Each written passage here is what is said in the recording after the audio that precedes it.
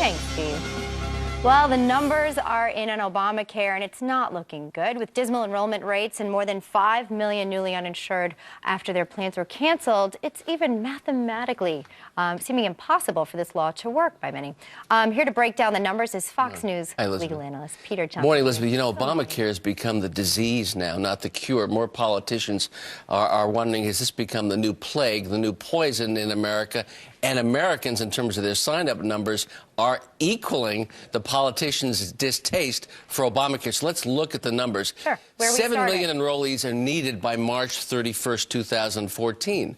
Where are we? Where are we? I heard 2%. We're at 106,000. Now, that's state and also federal exchanges. Now, how many, what's the percentage? So we're at 1.5% of the March 31 goal. So right at today. This point, after all this time, we're less than 2%. We are. Goal. And the Obama administration was hoping for more than 500,000 people at this point. We're at 1.5%. And we heard testimony in Congress yesterday that they only have the capacity at this point, if the system is in fact working, to handle 25,000 people at a time. On the website. On the website. So let's see how the numbers will actually work down. In order to meet the federal government's targets, the president's targets, they need about 50,000 people, 49,995 people to enroll every day. Every day, but their capacity to take that many a day it doesn't match. There. It does not match the website. Okay. Now, if you average it out, they have about 2,400 people who are enrolling on average today, based upon where the website is, and there's no assurance that it's going to be up and running by November 30th, despite the SWAT team that the White House has put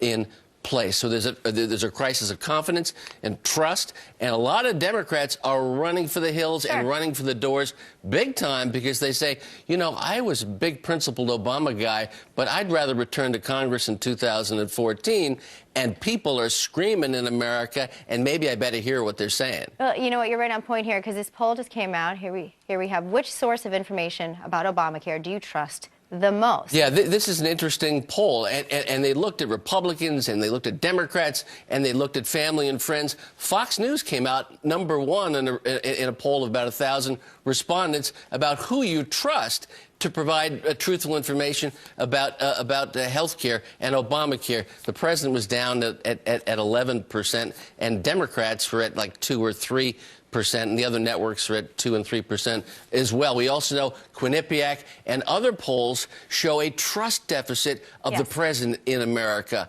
an 8% trust deficit, which is unparalleled.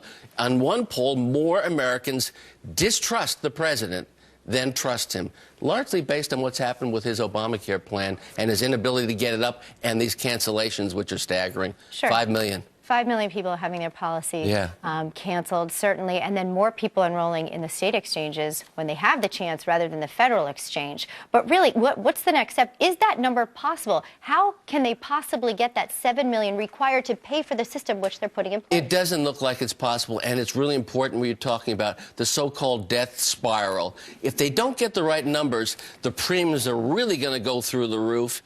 Access is going to be limited. The next broken promise we're going to be looking at is the president says, yeah, your plan is going to be canceled, but you're going to have a better, cheaper plan. Does that become the next trust deficit in America, in him making excuses about breaking the very first promise? Because empirically, that's not true. It's more expensive, and the care may not be as good. And just on a personal level, it's hard to regain the trust once broken. Peter Johnson, Jr. Good to see you, Elizabeth. I trust you. Thank you, and I trust you. That 100%. Thank you.